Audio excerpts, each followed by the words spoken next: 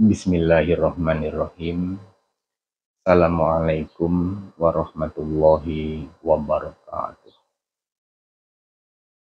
Salam sejahtera, Om Swastiastu, Namo Buddhaya. Alhamdulillah, wassalatu wassalamu ala Rasulillah, Sayyidina wa Maulana Muhammadin sallallahu alaihi wasallam ibni Abdillah wa ala alihi wa sahbihi wa mawala amma ba'd. Alhamdulillah, pada kesempatan hari yang berbahagia ini kita semuanya masih diberikan kekuatan dalam keistiqomahan untuk terus senantiasa mengkaji, untuk terus senantiasa belajar bersama, menggali pemahaman tentang agama, sekalipun menggunakan sistem daring, dalam artian dari kejauhan. Tetapi mudah-mudahan saja, sekalipun metode pembelajaran kita menggunakan metode jarak jauh dengan menggunakan media yang memang saat ini lebih banyak digunakan, menggunakan aplikasi YouTube, tetapi mudah-mudahan itu semua tidak mengurangi keberkahan yang akan kita dapat dari kesungguhan kita di dalam bersama-sama melakukan pengkajian ini. Alhamdulillahnya, pada kesempatan kali ini sudah masuk lagi beberapa pertanyaan dari para pecinta channel YouTube Majelis Ilmu Asror Karomah, dari para subscriber, atau lebih tepatnya subscriber untuk Majelis Ilmu Asror Karomah itu saya sebut sebagai santri online. Jadi alhamdulillahnya sampai pada kesempatan kali ini masih terus ibaratnya berdatangan, masih terus dikirimkan beberapa pertanyaan dari para pecinta channel YouTube Majelis Ilmu Asror Karomah, atau yang saya sebut sebagai santri online, atau secara umum disebut sebagai para subscriber. Di mana pertanyaan itu sebetulnya banyak sekali, lebih dari 7 yang masuk dalam setiap minggunya. Cuman saya sortir mana nih yang sekiranya dari pertanyaan itu jawabannya lebih banyak dibutuhkan oleh banyak orang. Dipilih salah satu dari sekian banyak pertanyaan. Dan semoga bagi penanya yang jawabannya belum sempat saya ulas, itu tidak ada rasa kekecewaan di dalam hati kalian semuanya. Karena tetap kita berusaha untuk mencari yang terbaik dan yang lebih banyak manfaatnya untuk semuanya. Pertanyaannya seperti biasa dikirim via Japri ke nomor pribadi dari Majelis Ilmu Asror Karomah itu sendiri. Saya buka dulu ya isi dari pertanyaannya. Ini sebentar. Ini pertanyaannya itu kurang lebih seperti ini. Mohon dijelaskan, katanya, apa sih perbedaan antara guru dengan mursid. Apakah guru itu mursid dan apakah mursid itu guru? Intinya minta diulas definisi antara guru dengan mursid itu bagaimana? Menurut saya ini pertanyaan yang sangat bagus sekali dan sangat baik untuk kita bahas bersama. Karena tidak sedikit orang-orang di luaran sana itu sebetulnya banyak yang belum memahami definisi dari guru dan mursid itu seperti apa jelasnya.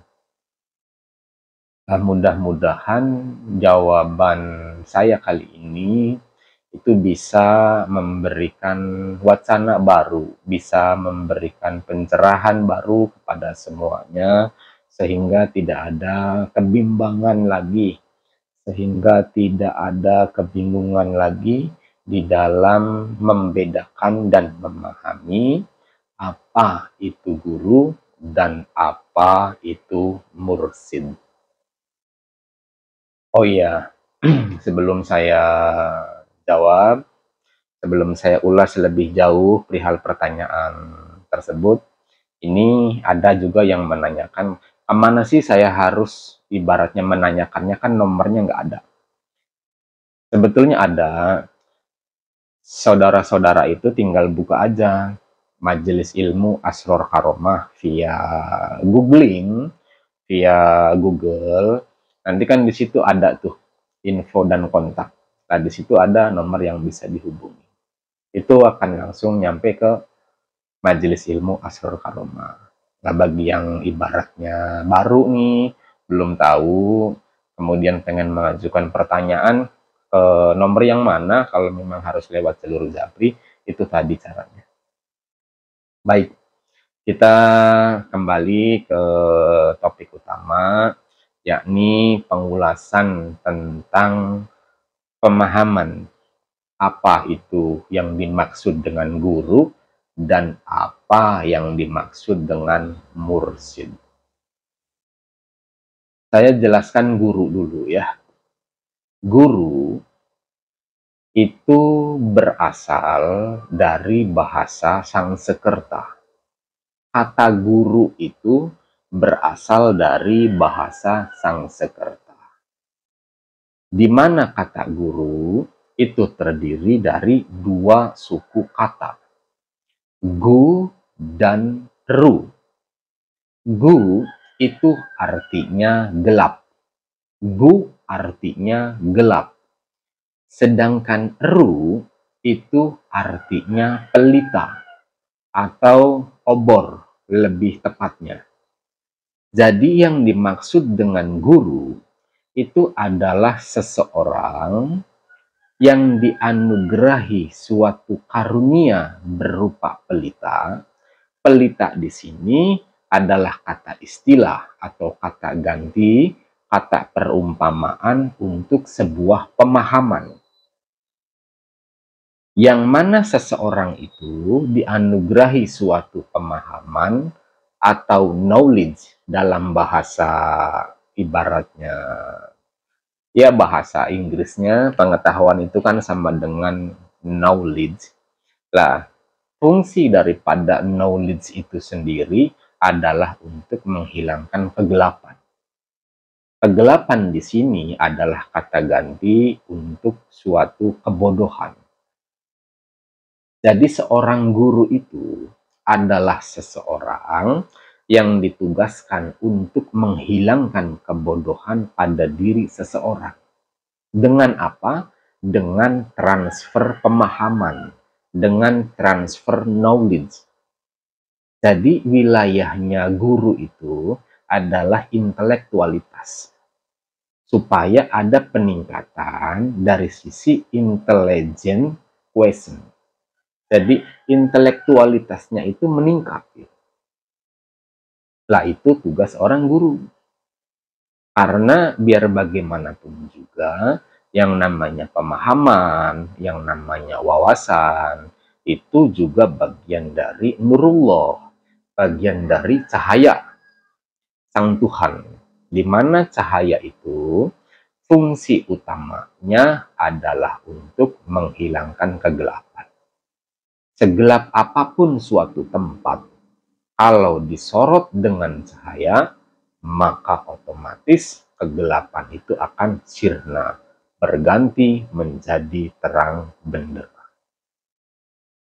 Lah itulah tugas utama dari seorang guru, yakni mentransfer knowledge, mentransfer pemahaman kepada para siswanya, kepada para santrinya, supaya kegelapan pada diri seseorang tersebut itu sirna, dari kebodohan menjadi kepandaian, dari tidak tahu menjadi tahu. Lah, tingkatan-tingkatan EQ itu kan ada beberapa jenis. Yang paling dasar, yang paling rendah, yang paling bawah ini tingkatan idiot. Di atas idiot itu ada bodoh. Di atas bodoh itu ada pintar. Di atas pintar itu ada cerdas. Dan di atas cerdas ini ada jenius. Lah, tugas seorang guru itu gimana caranya anak-anak didiknya itu intelektualitasnya itu meningkat. Setidak-tidaknya sampai ke titik pandai atau cerdas. Syukur bisa sampai ke level jenius. Nah, itu dengan memaksimalkan berbagai macam metode di dalam transfer knowledge. Itulah yang dimaksud dengan guru.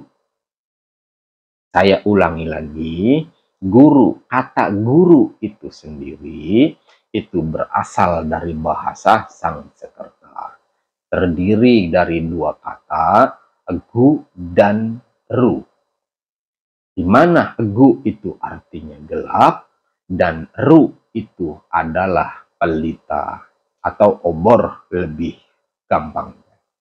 Jadi yang dimaksud guru itu adalah seseorang yang ditugaskan, yang memiliki tugas untuk menghilangkan kegelapan pada diri seseorang. Dengan cara apa? Dengan cara memaksimalkan diri di dalam transfer pemahaman. Di dalam memberikan berbagai macam ibaratnya pengetahuan atau knowledge supaya ada peningkatan intelektualitas quotient atau yang biasa dikenal dengan sebutan IQ. Kurang lebih seperti itu untuk pemahaman tentang apa itu guru. Jadi sasaran guru itu kepada siswa atau kepada santri. Sampai sini bisa dipahami ya, apa itu yang dimaksud dengan guru. Jadi kalau saudara-saudara itu tugasnya sebagai seorang guru, maka tugas pokok utamanya gimana caranya intelektualitasnya seorang siswa itu ada peningkatan dengan mengikuti berbagai macam proses dalam transfer knowledge tadi. Paham ya sampai sini apa yang dimaksud dengan guru. Lah, sekarang mursid. Apa itu mursid? Nah, sebelum saya jelaskan lebih jauh tentang apa itu mursid, ini biar santai, saya mau ngopi dulu. Saudara-saudara juga silahkan sambil ngopi dan lain sebagainya lah, biar ada keseimbangan antara jiwa dan raganya. Hmm.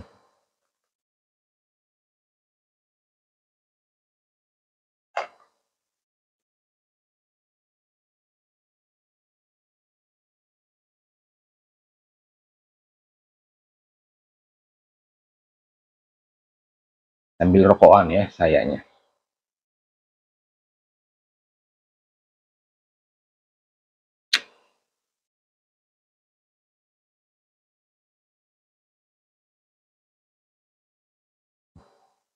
Oke, kembali kepada pembahasan awal. Guru sudah diulas, sudah disampaikan, sekalipun dengan bahasa yang singkat, tetapi mudah-mudahan bisa memberikan kepuasan kepada semuanya, bisa memberikan pemahaman yang baru kepada para pecinta channel YouTube Majelis Ilmu Asror Karomah, supaya tidak ada kebingungan lagi di dalam memahami apa itu yang dimaksud dengan guru. Sekarang membahas tentang apa itu mursyid. Kalau tadi guru berasal dari bahasa Sanskerta, lah sekarang mursyid itu berasal dari bahasa Arab, di mana kata mursyid itu sendiri berasal dari kata rosyada yursidu rusdan, atau yang lebih populer itu disebut dengan mursyidun.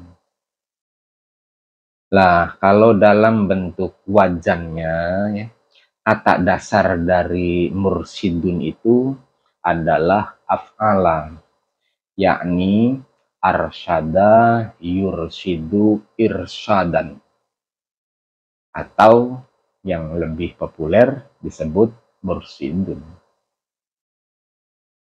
Mursyid itu bukan hanya sebatas transfer knowledge, tetapi lebih tepatnya mursyid itu memberikan bimbingan ruhani. Jadi kalau tadi guru ya, itu orientasi utamanya itu lebih cenderung kepada intelektualitas. Lah, kalau mursyid itu bukan hanya sebatas intelektualitas semata, tetapi harus bisa juga membimbing spiritualitasnya. Biar ada keseimbangan antara ibaratnya kecerdasan intelektual sama kecerdasan spiritual. Lah itu tugas seorang mursyid. Jadi bimbingannya itu bimbingan lahir batin.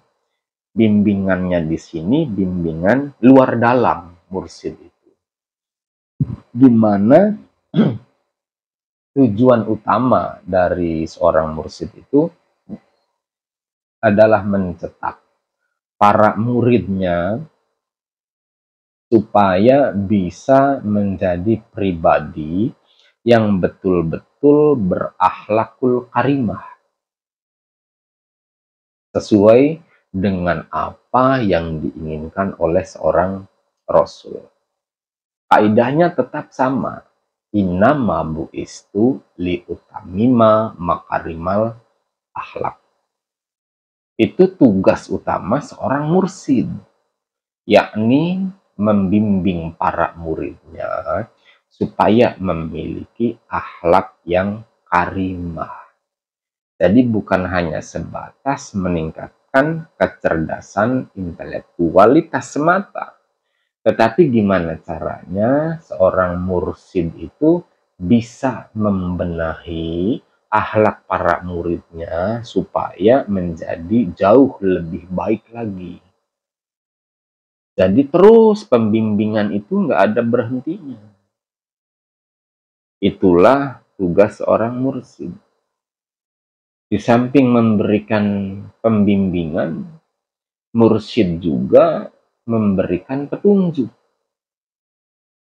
Lah, petunjuk dari mursyid itu disebut dengan irsyad. Petunjuk kehidupan yang diberikan oleh seorang mursyid kepada muridnya itu disebut irsyad. Yang memberikan petunjuknya itu disebut mursyid. Beda kalau petunjuk itu dari Sang Tuhan. Beda kalau petunjuk itu dari Sang Kholik. Kalau petunjuk dari Sang Tuhan, petunjuknya itu disebut hidayah. Lah, yang memberikan petunjuknya itu sendiri disebut Al-Hadi, yang maha memberi petunjuk. Jadi di sini harus bisa dipahami perbedaannya. Petunjuk itu ada yang lewat mursyid disebut sebagai irsyad, dan ada petunjuk yang datangnya langsung dari Sang Tuhan disebut hidayah. Mana yang lebih baik? Semuanya juga baik, karena sang mursyid juga di dalam memberikan petunjuk, dari ibaratnya memberikan petunjuk kepada muridnya ya, itu juga bersumber dari petunjuk Sang Tuhan. Jadi sebetulnya nyambung gitu. Mursyid memberikan petunjuk kepada murid. Lah, semata-mata mursyid bisa memberikan petunjuk kepada murid, itu juga atas petunjuk dari Sang Tuhan kepada mursyidnya itu sendiri. Mursyid dari muridnya tadi. Karena tidak semua orang itu bisa menangkap berbagai macam petunjuk dari Sang Tuhannya masing-masing. Sampai sini bisa dipahami ya. Itu penjelasan singkat tentang apa itu guru dan apa itu mursyid. Jadi kalau mursyid itu sasarannya kepada murid. Kalau guru itu sasarannya kepada siswa. Itu beda. Kalau mursyid itu lebih spesifik lagi pembimbingannya. Ya pembimbingan dohir, ya pembimbingan batin, dunia akhirat. Kalau guru itu hanya sebatas transfer knowledge, transfer pemahaman kepada para siswanya. Kurang lebih seperti itu penjelasan singkat tentang apa itu guru dan apa itu mursyid.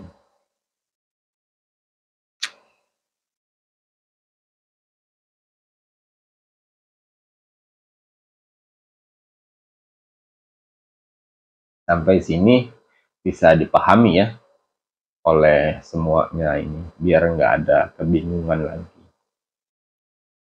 Kemana saya harus mencari seorang mursyid? Mintalah petunjuk kepada Sang Tuhan, biar tidak salah dan tidak keliru di dalam kita, ibaratnya ngangsu kawruh. Di dalam kita menuntut ilmu, di dalam kita memohon bimbingan. Karena yang namanya belajar itu, yang namanya thalabul ilmi ya, itu kan ada dua jalur. Ada ta'lim robbani, ada ta'lim insani. Kalau ta'lim robbani itu Tuhan langsung yang memberikan pengajaran. Lah, kalau ta'lim robbani itu ada perantara sesama makhluk. Lah, perantara di sini itu disebut sebagai mursyid. Karena tidak semua orang itu bisa ibaratnya mendapatkan pengajaran khusus dari Sang Tuhan. Nah, karena tidak semuanya mampu seperti itu, makanya dikasih perantara di antara keduanya, yakni mursyid itu. Sehingga terciptalah taklim insani, karena nggak semua manusia itu bisa menggapai taklim robbani. Seberapa penting sih mursyid dalam kehidupan ini? Menurut saya penting sekali. Menurut saya tadi. Karena kita tidak akan pernah tahu kemana ruhani ini akan melangkah. Nantinya ke depannya kalau tanpa ada bimbingan dari seorang mursyid. Cuman hati-hati Karena di saat kita sudah bertemu atau dipertemukan dengan mursyid yang khusus, itu godaannya nggak main-main. Kasarnya ngomong begini, ini hanya untuk perumpamaan aja ya. Kalau di syariat, itu yang menggoda baru sebatas kelas setan gitu. Tapi kalau sudah berbicara tentang hakikat, sudah berbicara tentang ma'rifat, itu yang menggodanya iblisnya langsung yang turun tangan. Makanya tidak sedikit yang tereliminasi para murid itu dari jalur ibaratnya bimbingan kemursidan. Karena hal pertama yang bakal dilakukan oleh iblis kepada para murid yang sedang menempuh thalabul ilmi kepada sang mursyid, itu hal pertama yang bakal digoda adalah memunculkan keraguan pada diri si murid kepada mursyidnya sendiri.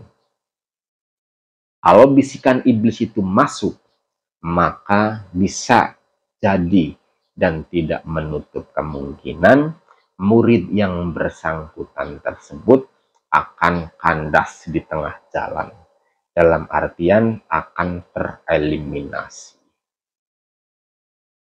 Hukumnya sangat tidak boleh murid itu durhaka kepada mursyidnya sendiri.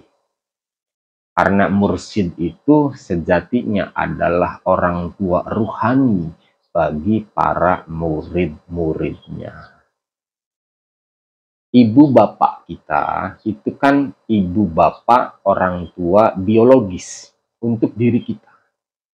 Raga ini berasal dari ibaratnya ibu bapak kita. Orang tua jasmani. Lah, untuk orang tua ruhani kita sendiri, yaitulah para mursyid yang akan ibaratnya senantiasa mendoakan, senantiasa membimbing, menuntun diri ini para murid fid dunya wal akhirah untuk sempurna di dalam innalillahi wa inna ilaihi roji. Makanya ada suatu penjelasan hukumnya dosa besar, bahkan haram. Seorang murid itu durhaka kepada mursyidnya sendiri. Melebihi kedurhakaan seorang anak kepada ibu bapaknya secara biologis.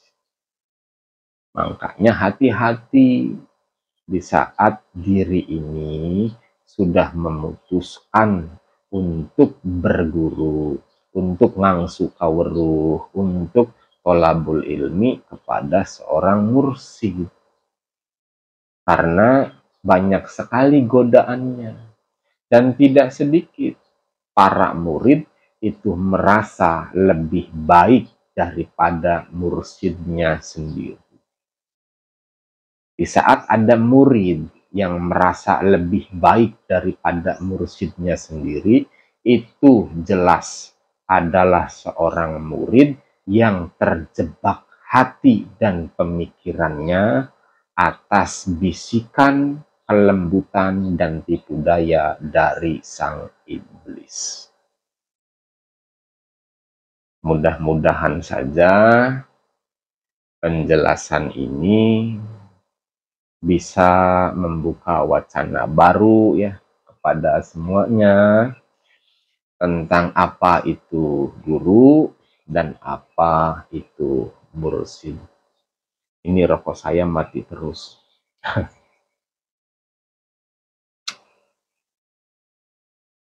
Karena jarang dihisap. Bakar, ditaro. Membahas lagi. Giliran mau hisap udah mati. Ya begitulah dunia.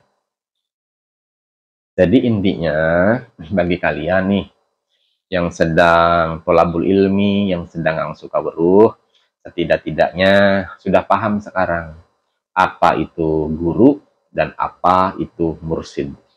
Sudah tahu sasaran tembak kemana kajian yang akan diberikan oleh seorang guru dan kemana kajian yang akan diberikan oleh seorang mursyid. Intinya, kalau guru itu wilayahnya wilayah intelektualitas. Kalau kalau mursyid itu wilayahnya wilayah spiritualitas. Supaya tercipta akhlak yang karimah, dan yang lebih jauhnya lagi, supaya para murid itu sempurna kelak dalam inna lillahi wa inna ilaihi rojiun. Makanya bersyukurlah bagi siapapun yang dalam perjalanan hidupnya itu sudah menemukan mursyid yang tepat, yang bisa dijadikan patokan untuk memberikan bimbingan dohir dan batin, kesempurnaan akhlak, dan kesempurnaan di dalam kembali kelak. Inna lillahi wa inna ilaihi rojiun. Perlu digarisbawahi, mursyid itu bukan yang mengajarkan ilmu kesaktian. Mursyid itu bukan yang mengajarkan ilmu kanuragan. Tetapi mursyid yang sejati itu adalah seseorang yang memberikan bimbingan khusus secara mendalam, baik itu bimbingan dohir maupun batin, agar para muridnya itu menjadi betul-betul pribadi yang berakhlakul karimah, baik akhlak dohir maupun akhlak batin. Dengan satu harapan, supaya nanti di saat ruh terpisah dengan jasad, ruh itu bisa langsung sempurna di dalam inna lillahi wa inna ilaihi rojiun. Kurang lebih seperti itu ya penjelasan kali ini. Mudah-mudahan sekalipun singkat tetapi bisa memberikan pemahaman yang baru, bisa memberikan pencerahan yang baru kepada semuanya tentang perbedaan antara guru dan mursyid. Kurang lebih sekian yang bisa saya sampaikan. Saya akhiri. Hudma sofa wa damma qadar. Wallahul muwaffiq ila aqwamit thoriq. Wassalamualaikum warahmatullahi wabarakatuh. Rahayu, rahayu, rahayu.